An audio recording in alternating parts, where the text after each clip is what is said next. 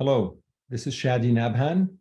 I'm a lymphoma specialist, and I'm the author of the book Toxic Exposure: The True Story Behind the Monsanto Trials and the Search for Justice. I'm going to read the preface of the book.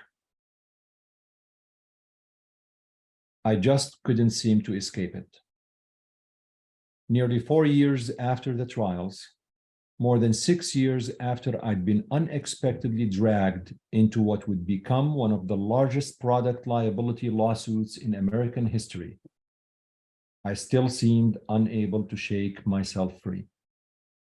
Even here in my gym, the one-on-one personal training center tucked into a nondescript office park in Northbrook, Illinois, I couldn't get away. A commercial playing on the gym's TV reminded me of everything that had overtaken my life.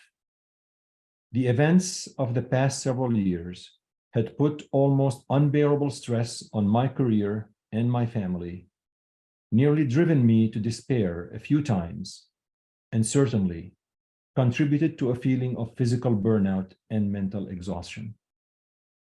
The words appeared on the TV screen in front of the treadmill as I dutifully plodded along on my warm-up.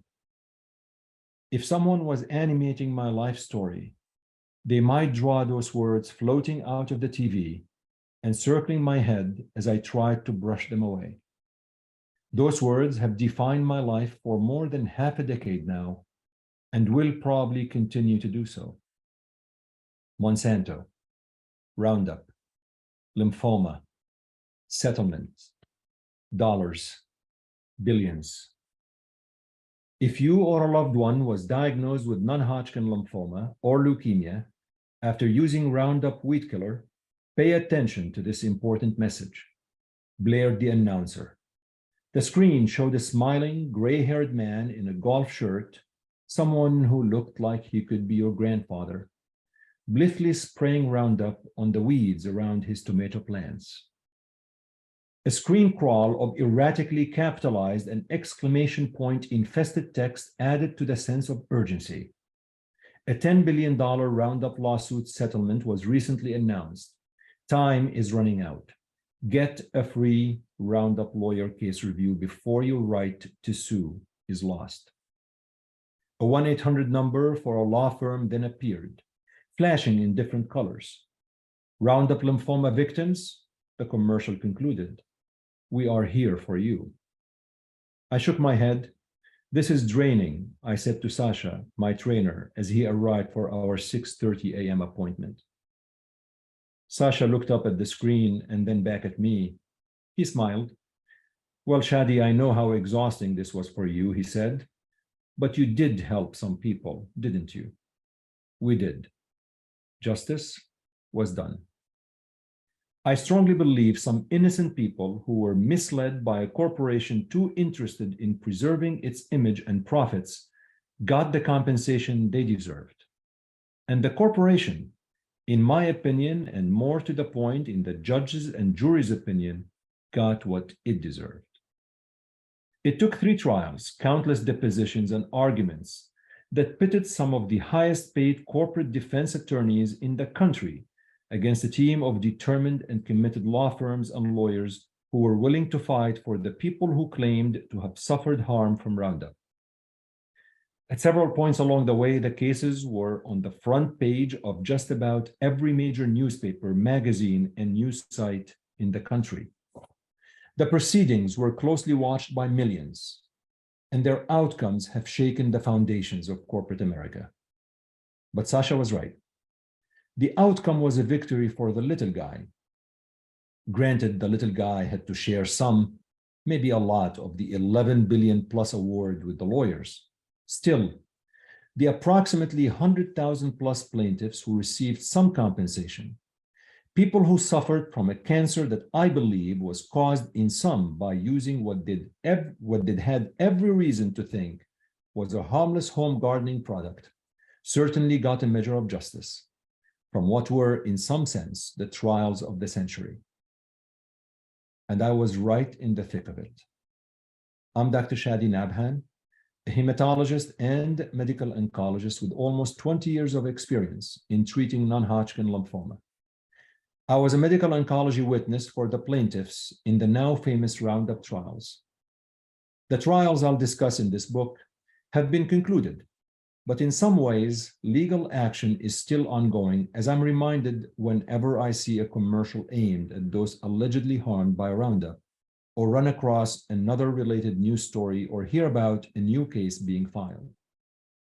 I was among many witnesses who committed hours, days, weeks, months, even years of their lives in an effort to tell the truth and expose the facts of the Monsanto product. One goal unified us, defending patients allegedly harmed by Roundup. I'm also Chadi Nabhan, father, husband, son, and immigrant. I was born in Syria, and although I arrived in this country 30 years ago and consider myself a proud and loyal citizen of my adopted country, I, like many first-generation Americans, feel a continual need to prove my worth. And while I embrace the positive can-do spirit of America, I haven't lost all of the cynicism. Some would call it realism. That comes with growing up in a part of the world where humans have lived and interacted for 700,000 years. It's true, modern Syria was founded in 1946, but the civilization that exists there goes back to antiquity. I know what it's like to see people treated unfairly, dismissed, swept under the rug, and I don't like it. When I was asked to help, to use my training and experience with this disease to help deliver some small measure of justice to people who had done nothing to deserve the misery that had befallen them, I said yes. I'm still paying the price in some ways. Granted, it's much lower price than that paid by the patients who were allegedly harmed by Monsanto. Yet on balance, it was worth it for me. Every stressful flight to San Francisco where the trials were held, every long night prepping with the lawyers, every moment being interrogated and baited by the company's attorneys, every anguished discussion with my wife and family addressing their concerns about how much time and emotional capital I was investing in this, I have no doubt it was all worth the sacrifice. It confirmed to me that greed and arrogance are rampant at the highest corporate levels. It also showed me that sometimes that kind of behavior can be exposed, and that the right people, the honorable people, can win in the end. This verdict is without question truly historic, said attorney Brent Wisner, who represented one of the plaintiffs. This verdict is groundbreaking. It's precedential. And it was also controversial. Did the jury ignore science when it hit Monsanto with a $2 billion verdict? Was the question raised in a Los Angeles Times column on one of the trials I testified in?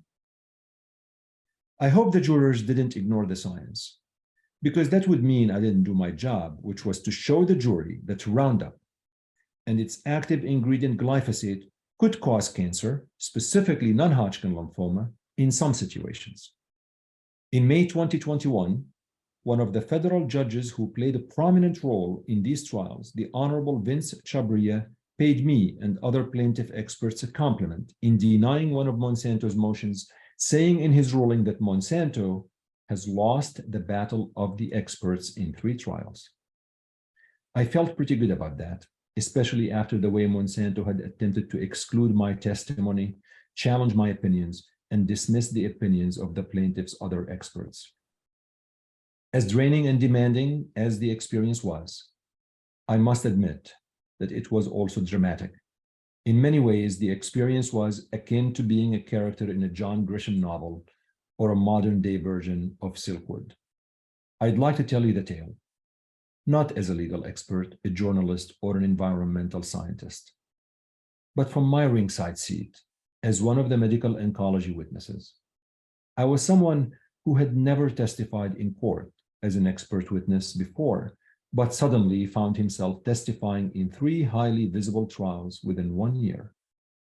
I invite you to see the American judicial process the way I saw it, at the highest levels behind the scenes, and with life, death, and billions of dollars in the balance. Reading this book, you can sit behind me and watch epic trials. You'll see a quintessential David versus Goliath battle unfold before your eyes. So let's turn down the volume on those commercials from law firms still seeking to wet their beaks in the deep and muddy waters of this far-reaching and dramatic case. I'll tell you the real story.